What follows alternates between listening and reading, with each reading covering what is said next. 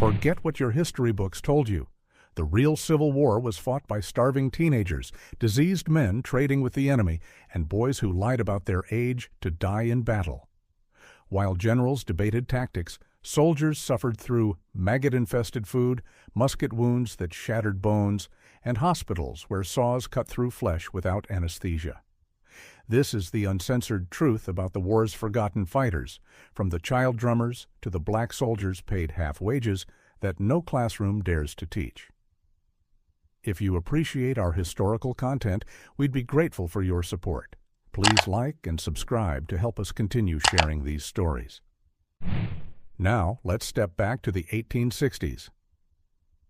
During this decade, the Civil War saw 2.7 million soldiers fighting across more than 237 major battles, along with countless smaller, yet equally brutal, skirmishes.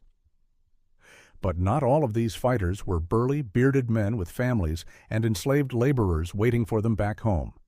In reality, around 420,000 were Northern boys younger than 17, while the South had roughly 100,000 soldiers under 15. These youths weren't wealthy landowners, and most certainly didn't own slaves. In fact, historical accounts suggest many teenage soldiers on both sides felt indifferent toward slavery itself. So why did they enlist? Simply put, they were eager to escape the monotony of farm life. Abraham Lincoln's initial call for a brief 90-day service term made joining seem like a quick adventure. Fight for a few months, return home a celebrated hero. What Northern recruits didn't anticipate was that the war would stretch on for years. After the Union's defeat in the 1862 Peninsula Campaign forced them out of Richmond, the Confederate Army advanced toward Washington. With this victory, the South appeared to be gaining momentum. It was then that Lincoln demanded another 300,000 Union soldiers, this time requiring 3-year commitments. Few of those 300,000 would survive the full term of grueling warfare. Just how determined were these underage boys to enlist?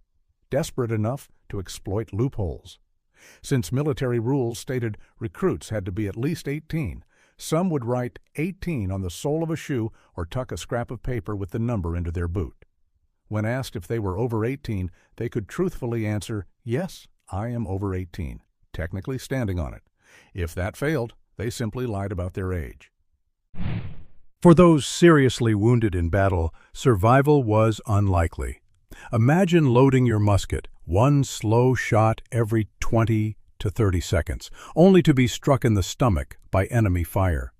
In the 1860s, grievously injured soldiers on both sides were often left to lie where they fell, with little hope of proper medical care. Wounded soldiers would often collapse in the grass or pretend to be dead where they fell, hoping an ambulance wagon might eventually reach them.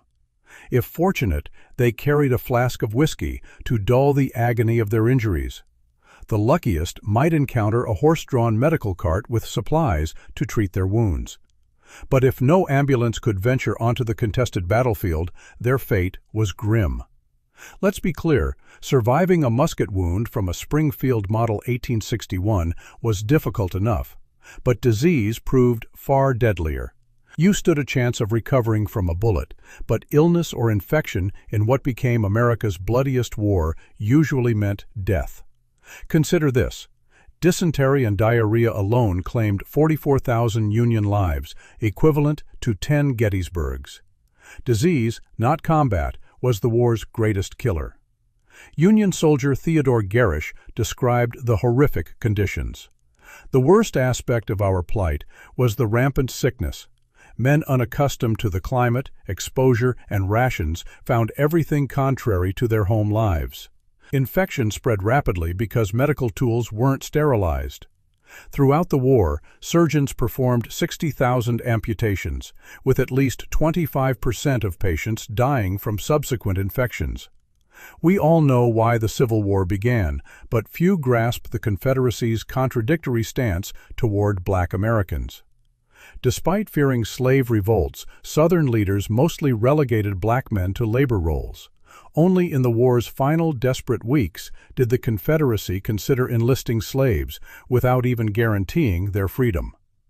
When the Union began recruiting black soldiers, Confederate President Jefferson Davis threatened to enslave or execute any captured. A proposal to arm slaves was mocked by Southern officials until March 13, 1865, when the Confederate Congress reluctantly approved it, too late to matter. The war ended within a month. Between battles, soldiers' lives revolved around drills and routine. When not firing muskets or sleeping, they cleaned weapons, practiced formations, stood guard, or marched endlessly. As Private Theodore Garish noted, most entered the war utterly unprepared. We had never trained. Our drummers played without coordination, each keeping a different rhythm, leaving our regiment stumbling through chaotic attempts to march in step. Even for black soldiers proving their worth, discrimination remained standard in the early 1860s, despite fighting for the Union. The Union only began enlisting black troops in 1862, with numbers growing after the Emancipation Proclamation took effect on January 1, 1863. Though they served equally, pay disparities persisted under the 1862 Militia Act.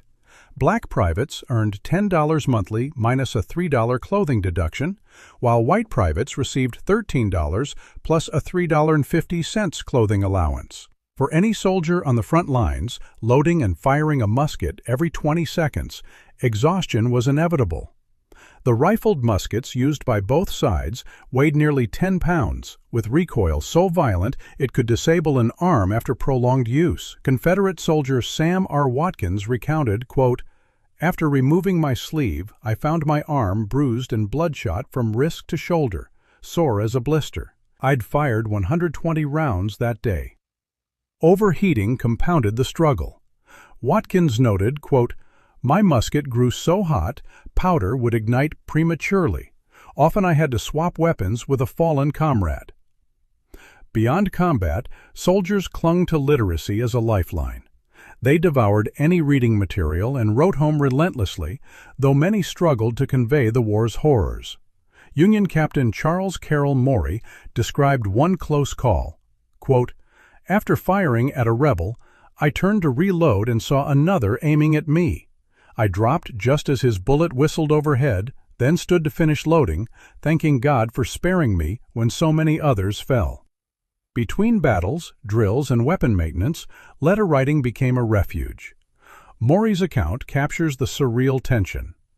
"I don't know what to say first, but I praise God for preserving my life amid such carnage."